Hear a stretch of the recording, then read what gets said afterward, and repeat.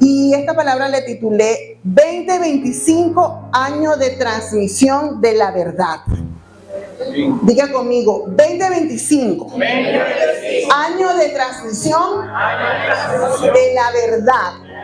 Sí, somos nosotros los que estamos siendo capacitados, hemos sido capacitados todo este año para hacer una transferencia, para transmitir, para dar, pero no cualquier cosa.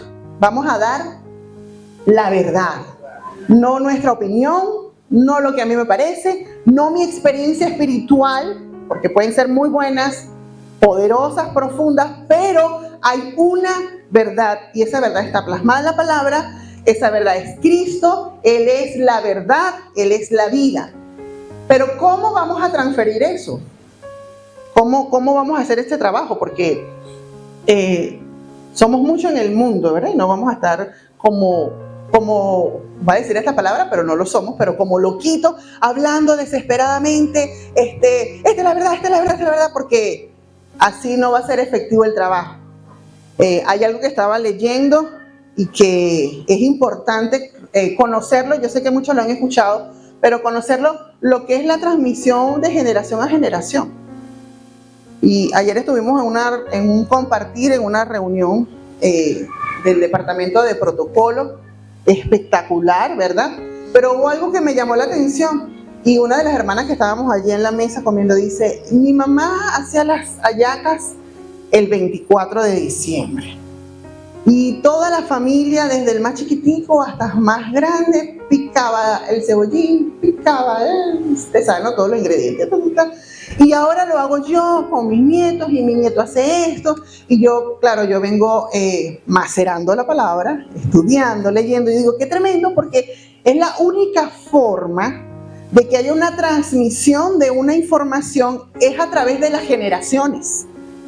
Es a través de mis generaciones, lo que tengo más, o las personas que tengo más próximas, o las personas que están en mi rango, ¿sí? Porque cuando hablamos de generación, son las personas que son, que nacimos el mismo año, que nos gustaban las mismas cosas, que tenemos el mismo entendimiento, ¿verdad? Entonces allí yo puedo transferir o transmitir una información. Y más si es familiar. Si es familiar, pues se transmite la cultura de la yaca, la cultura de ¿cómo fue que estábamos diciendo ayer? De apuñalear al muchacho. Sí, yo le digo pullar, pero es incisiones que se le hace a la carne para que agarren aliño o agarren sabor. Pero todo eso se va aprendiendo. Y no es que alguien se coloque, venga que le voy a dar una clase y hay un manual de hacer hallaca. ¿Quién tiene un manual aquí de hacer hallaca?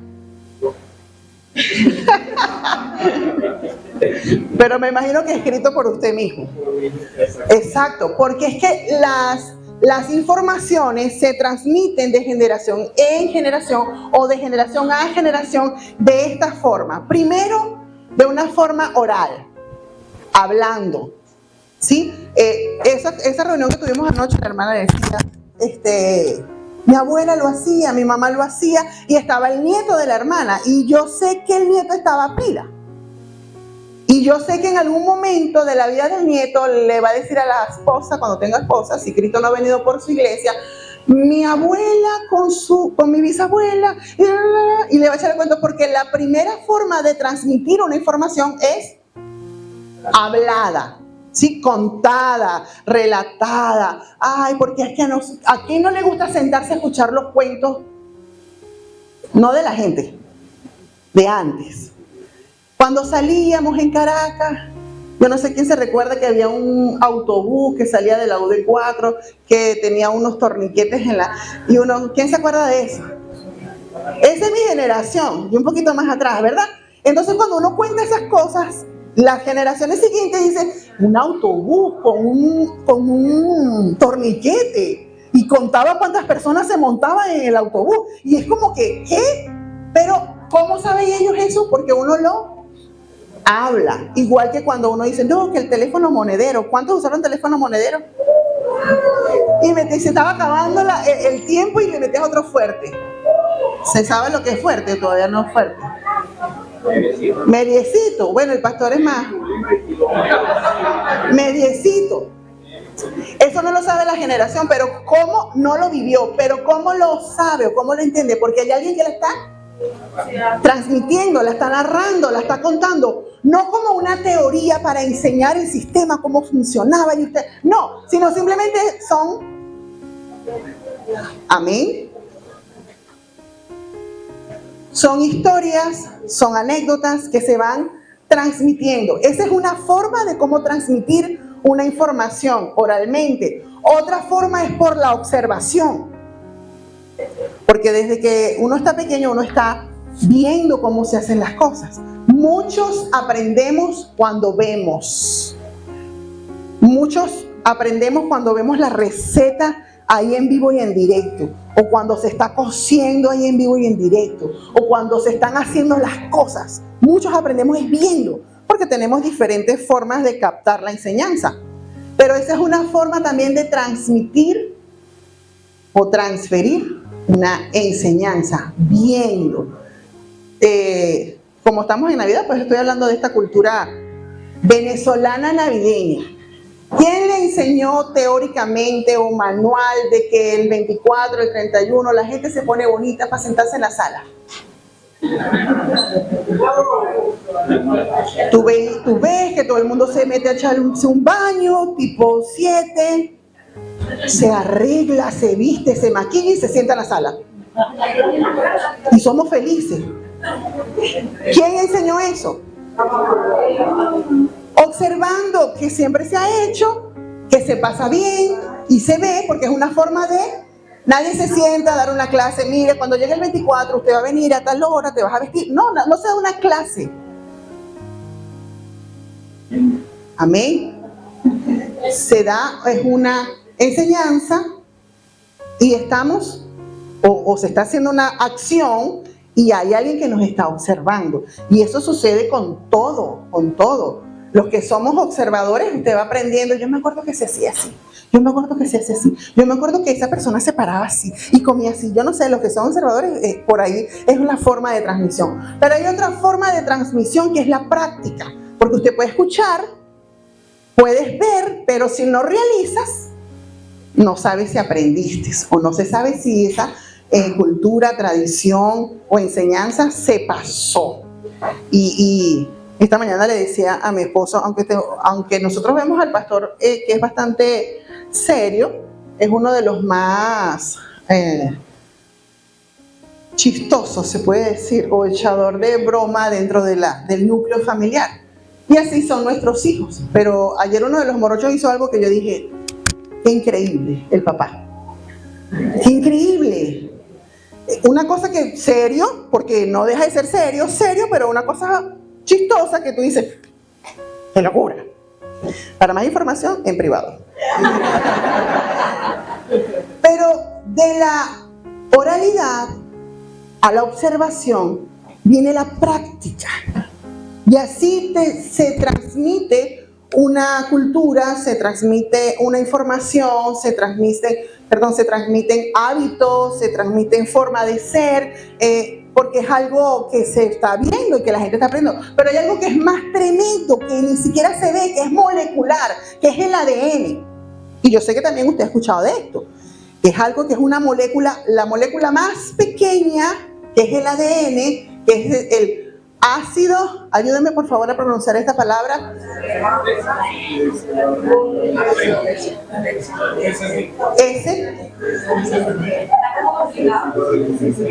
Nucleido. El punto que eso está allí, dentro de ti, y es una cadena que lleva características de tus antepasados. Y está allí marcado en tu ADN. Nadie te enseñó a que tu cabello se rizara, pero resulta que tenías familia con el pelo rizado y naciste con el cabello rizado. Y son las características que definen la persona en su tez, en su color de ojo, en el cabello, en los tonos de voz, en las estaturas y uno que otro rasgo de carácter que se sale, que tú dices, si no viven juntos, ¿cómo es posible que manifieste ese gesto o un ademán? ¿sí? Un gesto. Porque eso va allí, es una marca, un sello, ¿verdad? Que se manifiesta de generación en generación. Ahora bien, esto no lo inventó la ciencia, esto no lo inventó un hombre, esto lo inventó el Señor. ¿Sabe por qué? Porque Dios es un Dios de generaciones. Cuando usted lee el libro de Génesis, usted se da cuenta que Dios habla, el Dios de Abraham, el Dios de... Yo quisiera que me repitieran conmigo estas 3 generaciones, todos los que estamos en esta sala, porque necesito que usted esté aquí. El Dios de, porque Dios es un Dios de género. Lo que no pudo terminar con mi abuela, tenía que hacerlo mi mamá. Pero lo que mi mamá no puede terminar por edad, por tiempo, por desconocimiento, por ignorancia, por lo que sea, porque hay un plan. Diga conmigo, hay un plan. Hay un plan. Hay un ADN espiritual. ¿Hay un ADN espiritual? Diga conmigo, ¿hay un ADN espiritual? ¿Hay algo que se tiene que hacer? Pero una persona no logra terminar con ese plan.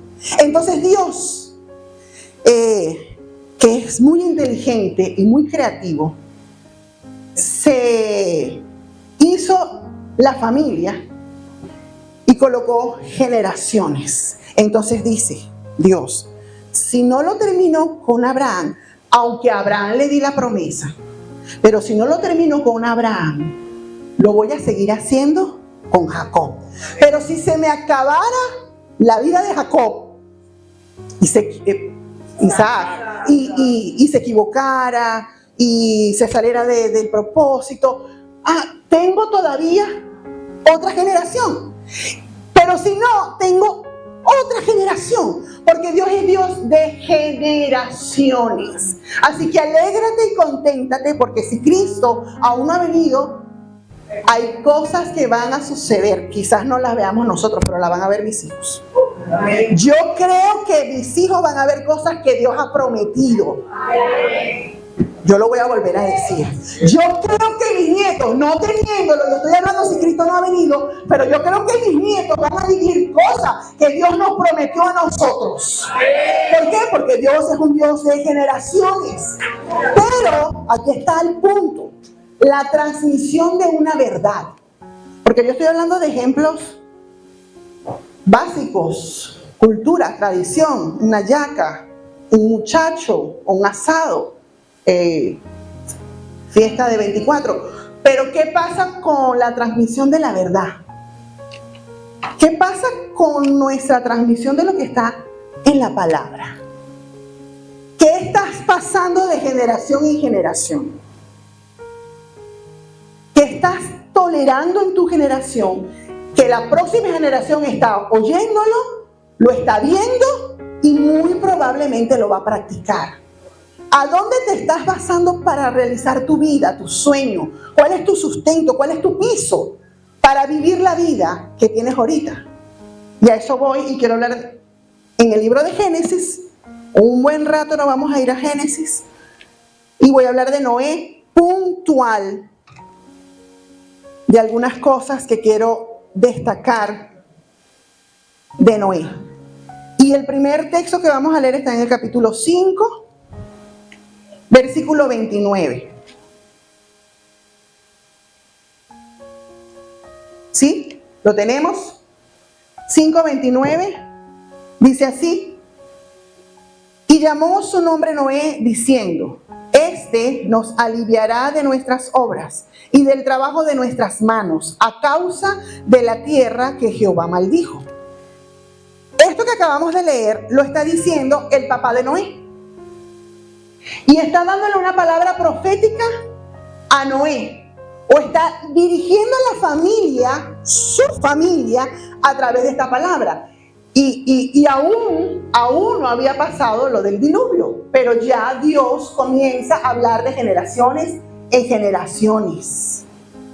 ¿Qué dice? Llamó su nombre Noé, diciendo: Este nos aliviará de nuestras obras y del trabajo de nuestras manos, a causa de la tierra que Jehová maldijo. Pero si usted salta al capítulo siguiente, capítulo 6, y vamos a leer el versículo 1 y luego vamos a saltar a otros versículos. Dice: aconteció que cuando comenzaron los hombres a multiplicarse sobre la faz de la tierra, y les nacieron hijas, que viendo los hijos de Dios que las hijas de los hombres eran hermosas, tomaron para sí mujeres, escogiendo entre todas.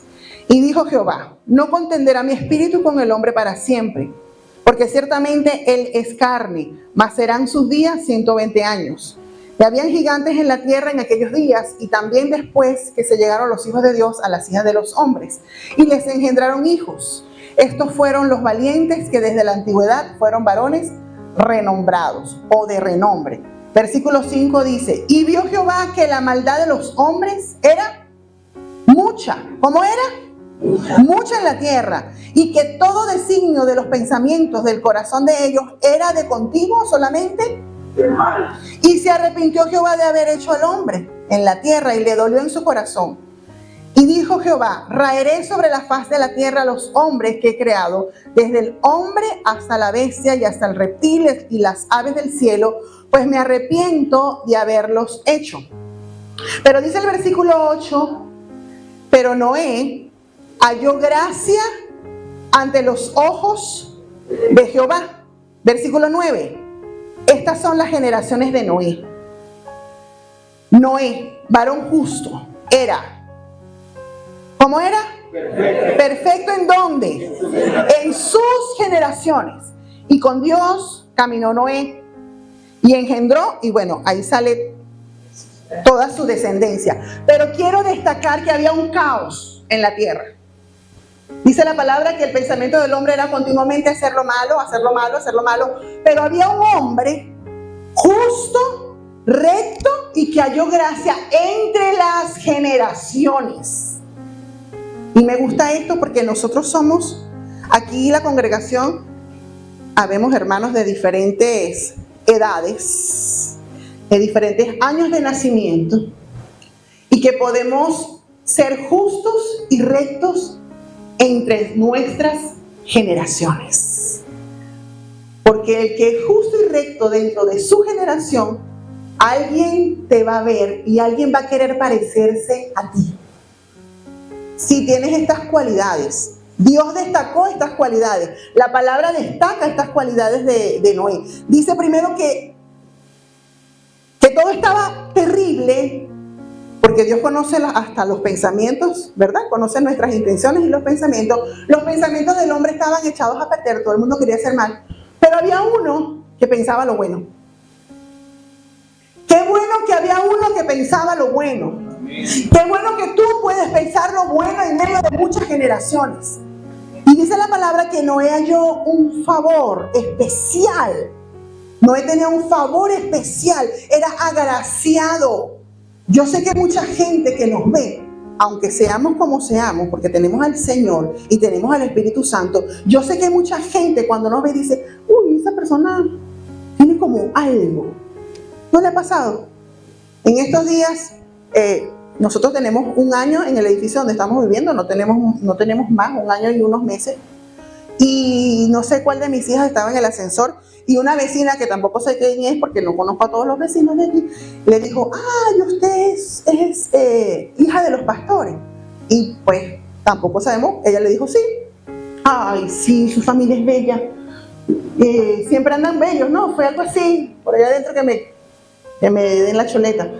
Ay, qué lindos, todos unidos. Creo que fue una de las cosas que dijo. Y digo yo, ¿y quién era? No sé. ¿Y de qué piso era? No sé quién era. Era así, no sabemos. Bueno, el punto es que qué bueno que inspiremos eso. Qué bueno que tú puedas inspirar en tu generación. Es algo agraciado, favorecido, especial. Porque en el fondo yo creo que la gente va a decir: yo quiero ser como esa familia. Yo quiero tener una familia así. Yo quisiera, porque uno refleja, gracias al Señor, uno refleja el amor de Dios y el favor de Dios. Pero Noé halló gracia, y por haber hallado gracia fue rescatado de toda la perdición que venía. Pero también me dice la Biblia que tenía dos cualidades: que era justo y perfecto en sus generaciones. O sea, el hombre destacó en sus generaciones. Y nosotros estamos llamados en el 2025 a destacar en nuestras generaciones. Usted tiene que destacar en sus generaciones. La gente de tu edad, yo aquí le estoy hablando a todo público, quinceañeros, treceañeros, doceañeros, dosañeros, tresañeros, cincuentones. Hoy tenemos un cumpleañero, sesentón, no mentira, sesentones. En tu generación, tú tienes que ser íntegro, recto, justo. Es un llamado de parte de Dios para salvación a lo que viene. Porque lo que viene en el mundo, yo no estoy hablando de Venezuela, en el mundo, lo que viene en el mundo es fuerte. De continuo el mal, o sea, no vamos a ver tampoco algo nuevo, porque la palabra dice que en el tiempo de Noé la gente pensaba siempre lo malo. Vamos a ver gente siempre pensando lo malo, maquinando lo malo, pero tú sé perfecto en tu generación. Pero tú mantente firme, pero tú mantente íntegro, pero tú mantente recto. No porque el de al lado haga algo, tú lo vas a hacer, no, tú sé diferente. Algo tenía Noé que fue diferente, que Dios vio que fue diferente. Y usted sabe toda la historia, ¿verdad? ¿Qué sucede con Noé? ¿Sí sabe toda la historia? Ajá, ¿qué sucede con Noé? Ajá, construye el arca. Se va con su familia. Salva a la familia. Mire, recto, justo en sus generaciones. El pastor creo que habló algo en una oportunidad de esto. Pero Noé fue el precursor de la salvación de sus hijos. Wow. A los primeros que le vas a transferir o transmitir la verdad es a tu generación, tus hijos, tu descendencia. Tu descendencia. Dije que los primeros que le vas a transmitir la verdad es a tu descendencia. ¿Cuál es tu batalla? ¿Cuál es mi batalla? ¿Cuál es nuestra batalla? Que nuestra familia esté en Cristo. Que nuestra familia escuche de Dios. Que nuestra familia vea testimonio y que nuestra familia practique. Porque miren, muchas familias, y nosotros en eso somos incisivos porque Satanás viene a dividir las casas. Satanás viene a dividir las familias. Satanás viene a que los jóvenes se pierdan. Entonces nosotros tenemos que ser muy astutos. Porque no serviría de nada que escuchen, que vean y no practiquen el evangelio. No serviría de nada. Es como si se gritara desde el arca, Cristo viene, o se gritara desde el arca, viene un diluvio, y no se metieran, porque es que no lo quieren practicar. ¿Me estoy explicando? Entonces, usted tiene que ser justo y recto en sus generaciones, pero los primeros que tienen que escuchar, que tienen que ver, pero también tienen que practicar el evangelio, porque el evangelio se tiene que practicar, se tiene que vivir, porque usted puede decir, la teoría es, usted escucha en la casa, hay que perdonar, pero cuando tú vas a practicar, hay una barrera y hay que practicar. Honrar a los padres, ¿cuándo vas a practicar la honra a los padres? Congregarse, ¿cuándo vas a practicar el congregarte? Amar al prójimo, ¿cuándo vas a practicar amar al prójimo? Porque es que la transferencia de una verdad se tiene que practicar para que uno diga, fui exitoso en dar la información. Porque usted puede dar la receta, el arroz es así, vea cómo se hace el arroz, pero si usted ve que el arroz le quedó quemado, fracasaste. No el que hizo el arroz, el que transmitió la información. Porque usted no se puede estar quieto, tranquilo, hasta que la persona practique la verdad como es. Amén. Amén. Y el 2025 vamos a eso, a transmitirle a una generación que necesita escuchar una verdad, porque hay mucha falsedad. Hay mucha falsedad en esta tierra, hay muchas corrientes, hay mucho ligerismo, se puede decir, mucha superficialidad evangélica. cualquier cantidad de evangélicos, pero no se congrega. Cualquier cantidad de evangélicos, pero no leen la Biblia. Cualquier cantidad de evangélicos, pero no saben orar. Ora por mí, porque yo no sé orar. Entonces yo digo, ¿qué hice en mi generación? ¿Qué hice? Porque la evaluación es para mí, la evaluación es para ti. No para la persona que me sigue, la evaluación es para mí, ¿lo estoy haciendo bien? ¿Realmente soy justa? ¿Realmente soy recta? ¿Realmente soy íntegra? ¿Realmente soy ejemplo para otros? ¿Realmente estoy transfiriendo la verdad como debe ser? Él, la persona que me sigue, es la evaluación de mi trabajo. Amén. Pero algo más que hizo Noé, y esto fue bien tremendo. Vámonos al capítulo 8, versículo 20. Termina el diluvio, usted sabe lo que sucede. Mandan primero un cuervo, luego mandan una paloma, se seca la tierra. Puede salir Noé con la familia del arca. Y dice el versículo 20 del capítulo 8, y edificó Noé un altar a Jehová. Y tomó de todo animal limpio y de toda ave limpia y ofreció holocausto en el altar. Y percibió Jehová olor grato. Y dijo Jehová en su corazón: no volveré más a maldecir la tierra por causa del hombre, porque el intento del corazón del hombre es malo desde su juventud. Ni volveré más a destruir a todo ser viviente como he hecho. Mientras la tierra permanezca, no cesará la sementera y la siega, el frío y el calor, el verano y el invierno, y el día y la noche. Y me gusta porque qué impresionante lo que podemos hacer en nuestras generaciones aún sin estar vivos. Amén. Porque Noé ya está con el Señor. Pero por causa de su obediencia y por causa de transmitir una verdad y por causa de estar allí y haciendo lo correcto, porque mire, yo estaba pensando, Noé tenía unas características. Noé fue fiel a la palabra que Dios le dio. Nunca había llovido. ¿Usted sabía eso? Nunca había llovido. Eso no se entendía cómo iba a caer agua del cielo, no se entendía. Las dimensiones del arca que le mandaron a hacer eran unas dimensiones extraordinarias, increíbles.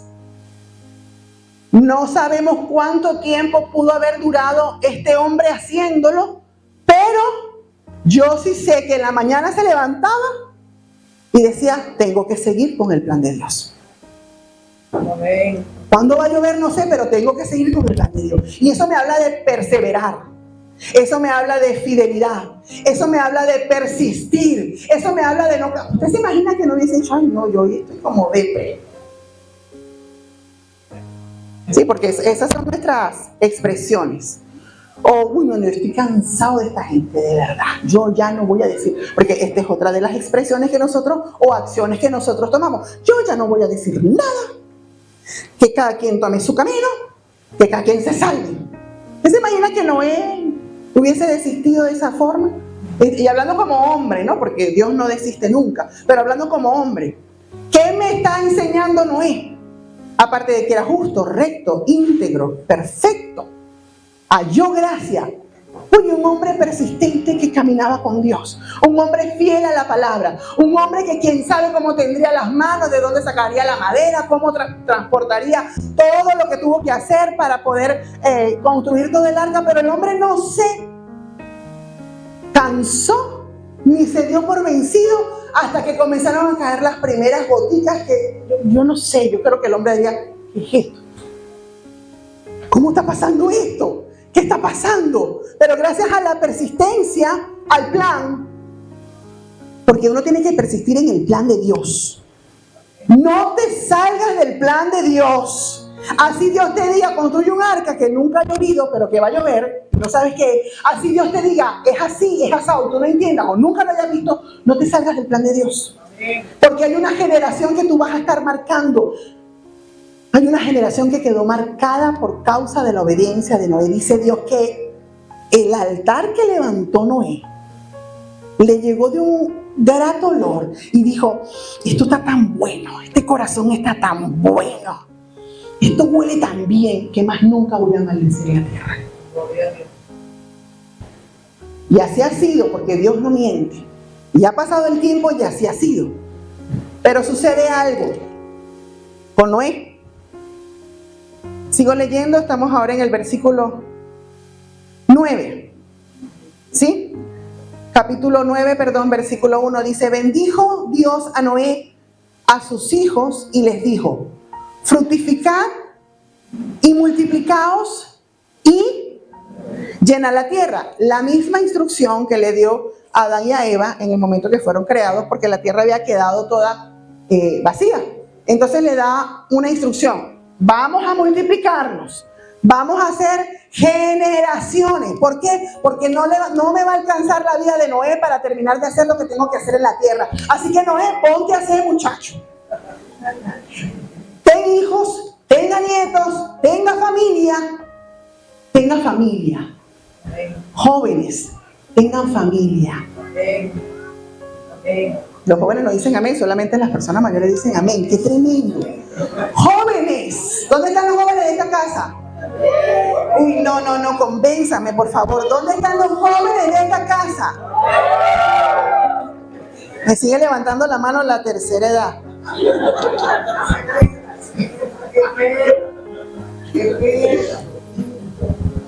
Pero a los jóvenes les digo, tengan familia.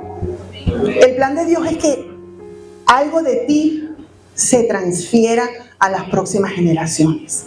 El plan es que tú puedas dejarle la verdad a alguien plantado, porque Dios es un Dios de generaciones y lo vamos a seguir viendo. Entonces el Señor le dice a Noé, fructifícate, multiplícate, llena la tierra. Y Noé pues hizo caso, se multiplicó, pero en el versículo 18 del capítulo 9 dice, y los hijos de Noé que salieron del arca fueron Sem, Cam y Jafet, y Cam es el padre de Canaán. Estos tres son los hijos de Noé y de ellos fue llena toda la tierra, es decir, que obedecieron, ¿no? Después comenzó Noé a labrar la tierra. Y dice la palabra que plantó una viña. Y como nada es casual en el plan del Señor, el pastor Carlos la semana pasada nos dio una cátedra de los viñedos, los vinos, lo que produce en nuestro espíritu, en nuestra alma, en nuestro cuerpo. Y pues Noé no quedó por fuera de los vinos, ¿verdad? Porque imagínense, no es que se tomó un vino, es que era el dueño de una viña. Entonces dice, después comenzó Noé a labrar la tierra y plantó una viña y bebió del vino y se embriagó. Y como no fue lleno del espíritu, sino que se embriagó, estaba como descubierto. Ese descubierto es desnudo. El hombre era el hombre más rico, el hombre más poderoso, tenía tierras, tenía una viña, hacía vino, negociaba para allá y para acá. En este capítulo ya ha pasado años, ¿verdad? Desde que salieron del arca. Pero se le ocurre, ¿verdad? Como a todos cuando nos dan como una, wow, qué bien lo hiciste, bien, mira, felicitaciones, wow, y dice, una canita al aire. Una botellita, es mi viñedo. Soy el papá de toda esta generación. Estoy aquí especulando, pero por la palabra podemos sacar eso. Y dice que tomó tanto Noé que quedó llevado, embriagado, borracho y pelado. Estaba descubierto en su tienda. Así como marca una generación para levantar un altar. Dice que cuando estaba allí desnudo, descubierto, entra Cam. Pero entre las leyes que el pueblo de Israel o que los hebreos manejaban, era que no podían ver a sus padres desnudos. Estamos hablando de una generación que practicaba esto y que debe ser practicado muy estrictamente y era considerado pecado. entra, se consigue con el espectáculo, papá borracho, papá desnudo, y lo ve. Y va y le va a avisar a los hijos, pero yo creo que salió en son de burla.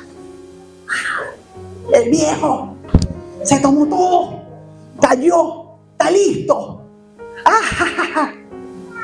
Y vienen los otros hermanos y dice la Biblia, qué tremendo esto, dice la Biblia que los hermanos entran con una ropa o con algo para tapar a su papá, pero entran de espalda, porque no querían ver la desnudez de su padre, porque sabían que era una afrenta, era una falla. Entran de espalda y lo cubren. Pero ¿a dónde yo voy? Cam, C-A-M, que era el hijo mayor, o uno de los hijos de Noé, fue el que vio. Pero la tierra de Canaán, o los cananitas, son descendencia de Cam. Cuando al otro día se le pasa la resaca o la borrachera a Noé y tiene la resaca y se da cuenta que fue Cam que lo vio desnudo, lanza una palabra sobre el hijo y le dice: maldito serás tú y tu descendencia y tus generaciones. Pero ¿sabe qué es lo más increíble? Que esta generación, cuando adoraban, era un culto sexual. Y sí, uno arruga la cara y dice, ¿cómo es posible? Pues sí, era esta gente que adoraban a mujeres o adoraban a una mujer desnuda, y la forma de atraer los milagros de esa diosa es que la gente tuviese relaciones sexuales allí, en plena adoración. No era ni holocausto, no era ni una oración, eran prácticas sexuales. Y yo digo, wow, qué tremendo cómo pueden ser marcadas las generaciones por una acción de un papá, o por la acción de una mamá, o por la acción de antepasados generacionales. Por eso digo, familia, vida abundante, año 2025, transmisión de la verdad. Transmisión de la verdad. La palabra es la verdad. Aunque tú creas, aunque tú veas, aunque no puedas, rígete por la palabra, porque tú vas a marcar generaciones. Todo este año hemos estado ministrando restauración, hemos estado ministrando sanidad, hemos estado ministrando de adentro hacia afuera, doctrinas, porque creemos que es importante que el hombre esté sano. Pero el año 2025 ya vas a parir. 2025 vas a fructificar. Vas a multiplicarte. Y prohibido multiplicarse chueco. Prohibido multiplicarse en mentira. Prohibido multiplicarse en falsedad. Prohibido multiplicarse en pecado. Porque de repente a veces nos centramos mucho en nosotros, en nuestra vida, en el estar bien. Me siento bien, me estoy sana, ahora sí, estoy así, estoy asado, qué bien, victoria, y estoy luchando para no pecar, y estoy luchando, pero se nos olvida que hay gente que está observando, hay gente que te está escuchando, que hay gente que va a practicar lo que tú practicas. Entonces, antes de que se nos olvide, en la proyección que tú coloques para el 2025, acuérdate de las generaciones que vienen. Acuérdate de tus amigos, acuérdate de tu familia, acuérdate, aunque no tengas todavía, vas a tener hijos. Vas a tener hijos. Y tus hijos van a aprender de ti. Lo bueno o lo malo. Pero la palabra de hoy es para que aprendas, para que enseñes lo bueno, para que te transmitas en lo bueno. Ay, pero es que ya tengo mucho tiempo perdido. Ya, imagínense, yo tengo ya tantos años y mis hijos tan grandes. ¿Y qué? ¿Cómo hago? Bueno, te voy a dar una buena noticia. Así como hay un ADN biológico, hay un ADN espiritual. Hay una regeneración en el hombre cuando el hombre acepta a Cristo como Salvador. Hay una regeneración. Los genes se te renuevan. y comienzas a ser una nueva criatura. Y conforme a eso nuevo que Dios está colocando en ti, es que te vas a reproducir en tus generaciones y en tu descendencia. No todo está perdido.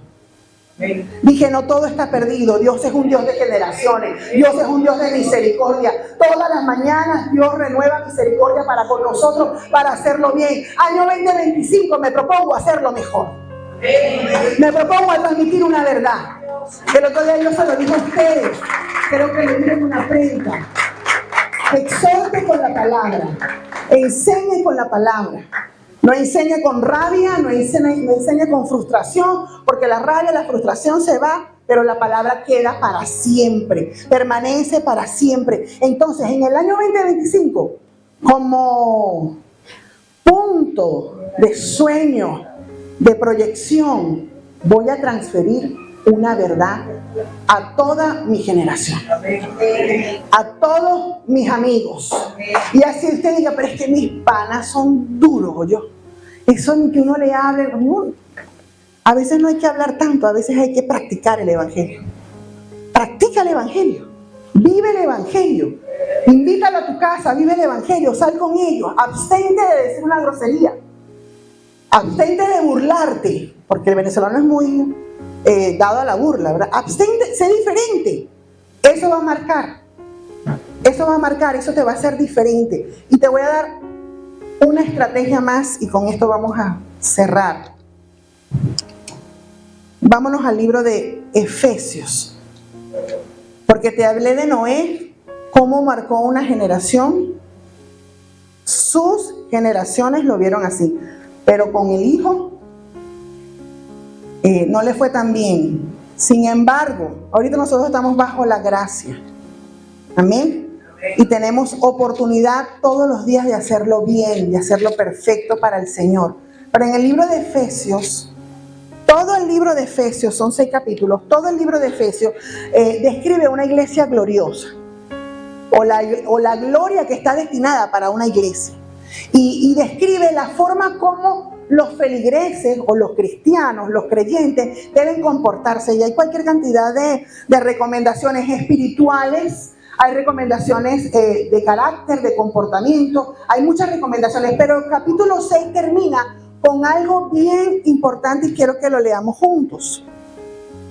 Sé que también usted ha escuchado esto, pero quiero resaltarlo en esta mañana. Dice el versículo 10 del capítulo 6, por lo demás, hermanos míos, ¿cómo dice? Fortaleceos en el Señor y en el poder de su fuerza. Vestíos de toda la armadura de Dios para que podáis estar firmes. Porque no tenemos lucha contra sangre y carne, sino contra principados, contra potestades, contra los gobernadores de las tinieblas de este siglo, contra huestes espirituales de maldad en las regiones celestes. Por tanto, recomendación, toma toda la armadura de Dios para que podáis resistir, ¿sí?, en el día y habiendo acabado todo, estar firmes. Pablo le está recomendando a una iglesia, mire, te estoy recomendando en el capítulo 5 cómo te tienes que comportar, cómo se comportan los maridos, las esposas, los hijos, los papás, pero en el versículo 6 te está diciendo, fortaleceos en el Señor. Porque viene un día malo. Y en el día malo, muy probablemente, se pueda cortar lo bueno que estás transmitiendo. Porque es un día malo. Y en el día malo es el momento de la aflicción, el momento de la prueba, el momento del pecado, el momento de la rabia, el momento de la intolerancia. Es el día malo. Pero Pablo dice, fortalécete en Dios.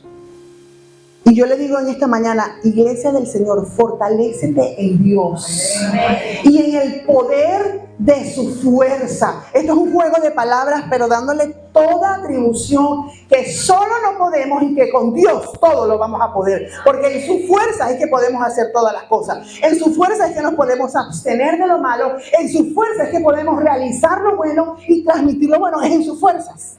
Porque en nuestras fuerzas no podemos hacer nada. Dice, sobre todo toma la armadura para que puedas estar ¿cómo? Firme. La semana pasada Carlos leyó también en Efesios y decía, antes ser lleno del Espíritu. Coloca algo antes. Si colocas al Señor delante o antes de cualquier cosa, Él te va a fortalecer porque es que el punto es que usted pueda transmitir una verdad genuina, una verdad, la verdad de Dios, para que tú puedas ser el vaso, el canal que Dios va a usar para transmitir la verdad. Porque el punto es que no queremos que la gente se pierda. Yo no quiero que mis hijos se pierdan. Uy, qué fino la pastora. Wow, tremendo. Wow, sí. Ay, los hijos, loco. Los bendigo en el nombre de Jesús. Yo no quiero que mis nietos, yo no quiero que usted se pierda. Tenemos un año bregando y de repente viene Cristo y no llega alguno. ¿De quién es la culpa? De ese uno. Pero hay una responsabilidad aquí. Entonces tú tienes que pensar en la responsabilidad que Dios está colocando. Más que por ti, es por las generaciones que vienen. Porque el día malo viene. Y yo no estoy hablando del 10. Estoy hablando que todos atravesamos un momento de dolor, de angustia, de aflicción, de peligro. Todos lo vamos a atravesar o lo hemos atravesado. Pero en ese momento está firme. Firme, porque identifico que para poder transmitir, yo tengo que saber con quién estoy peleando. Noé no identificó mucho en el momento que declaró victoria. Ya soy victorioso, porque también eso sucede, ¿no? Cuando todas las cosas se nos dan, bajamos la guardia. Oh, sí, qué bien salió todo, qué bendición. Soporté, hice, mira, oré, leí la Biblia en el año, todo el año leí la Biblia. ¡Ay, gloria a Dios! Y baja la guardia. Y llega el día malo. Y te agarró con los brazos caídos, sin las armas. Yo no voy a leer las armas porque yo creo que las armas usted las conoce, pero si no las conoce, le recomiendo que se lea todo el capítulo 6 del libro de Efesios. Pero a veces soltamos el escudo y decimos, bueno, ya, a descansar un ratico. En el Señor no hay vacaciones. Amén. Se aprende a vivir en victoria y en batalla. Se aprende a vivir riendo, llorando. Se aprende a vivir con la espada en la mano. En el Señor tenemos que vivir con la espada en la mano, porque la espada es la verdad. En el Señor, mire, este tiempo está candela. Y los más pintados son los más propensos, porque así dice la palabra. Entonces, sigue diciendo Pablo, para que estén firmes. 14. Lo leo, pero no me voy a detener a explicarlo. Está pues firme, ceñidos vuestros lomos con la verdad, vestidos con la coraza de justicia, calzados los pies con el apresto del evangelio de la paz. Sobre todo, tomad el escudo de la fe con que podéis apagar los dardos de fuego del maligno, y tomad el yelmo de la salvación y la espada del Espíritu, que es la palabra de Dios. Versículo 18. Orando, ¿cómo dice? En todo tiempo, con toda oración y súplica en el Espíritu, y velando en ello con toda perseverancia y súplica por los santos. Entonces dice Pablo, no sueltes la armadura. El 31, no sueltes la armadura. El primero, que es día de comer, de visitar, no sueltes la armadura. Porque así como nosotros nos estamos preparando para enfrentar un 2025 firme, Satanás está preparando algo para que el cristiano que esté distraído y suelte la armadura, ruede. Velar, oración. ¿Qué es velar? No dormir. Usted lo busca en el diccionario. Velar es no dormir, no quedarse dormido. Iglesia del Señor, no te quedes dormido. No te quedes dormida. No te quedes dormida. Discernimiento. Pila con el discernimiento. Pila con las fiestas. Pila con lo que hablan. Pila con lo que toman. No bajes la guardia. Cuando baja los brazos, Satanás se infiltra. Amén. Eso es lo que Pablo le está diciendo a la iglesia. Velad, está firme, está velando, sobre todo el yelmo, la espada del Espíritu, que es la palabra. Pero sigue diciéndole Pablo a la iglesia. Versículo 19. Y por mí, a fin de que al abrir mi boca me sea dada palabra para dar a conocer con denuedo el misterio del Evangelio, por lo cual o por el cual soy embajador en cadenas, que con denuedo hable de él como debo hablar. Por favor, búscame este salmo para finalizar, Salmo 78, versículo 2. Fin de todo el libro de Efesios. Viene con todas las recomendaciones, viene diciendo todo esto Pablo, pero cierra Pablo diciendo: vela, ora con toda súplica, pero ora por mí, para que cuando yo abra mi boca, hable con denuedo el Evangelio. Transmisión de una verdad. Pelea, batalla, maridos amen a sus mujeres. Él comienza la carta de Efesios diciendo: oro por ustedes para que el conocimiento de Dios sea revelado y ustedes puedan entrar en una dimensión espiritual más tremenda. Pero termina diciendo: ¿qué significa eso? ¿Qué le dije al principio? Cuando yo me multiplique y hable la verdad del Evangelio. Y cuando usted hable la verdad del Evangelio, la gente va a vivir más feliz, menos afanada, menos ansiosa, menos depresiva. Y aquí lo que vale es que la gente conozca al Señor. No por número, no por sillas, no por local, sino porque qué rico es amanecer con Cristo en el corazón. Qué increíble es que se te esté cayendo el mundo, pero que tú digas: Cristo, Jesús, y todo. Y la gente necesita eso. Dije que Dios es un Dios de generaciones. Dios es un Dios de generaciones. Comienza contigo. Esto me encanta. Comienza con uno. Yo no sé en tu familia con quién comenzó, pero que no termine contigo. Gloria a Dios. Gloria a Dios. Que se multiplique. Que tú digas: el Evangelio comenzó conmigo, qué bien. Un día que estaba leyendo la Biblia, soñé, se me reveló. ¡Wow! ¡Qué fino! Comenzó conmigo. Pasa a mis hijos, va a pasar a mis nietos. Nos vamos primero con el Señor, pero mi bisnieto y el otro va a hablar de mí, va a decir: el Evangelio comenzó con mi abuelita, con mi bisabuela. ¡Wow! Eso es un tesoro, eso es buenísimo. De eso se trata el Evangelio, de una transmisión, de una verdad de generación a generación, porque no podemos dejar que nuestras generaciones se pierdan. Me rehúso a que nuestras generaciones se pierdan. Póngase de pie.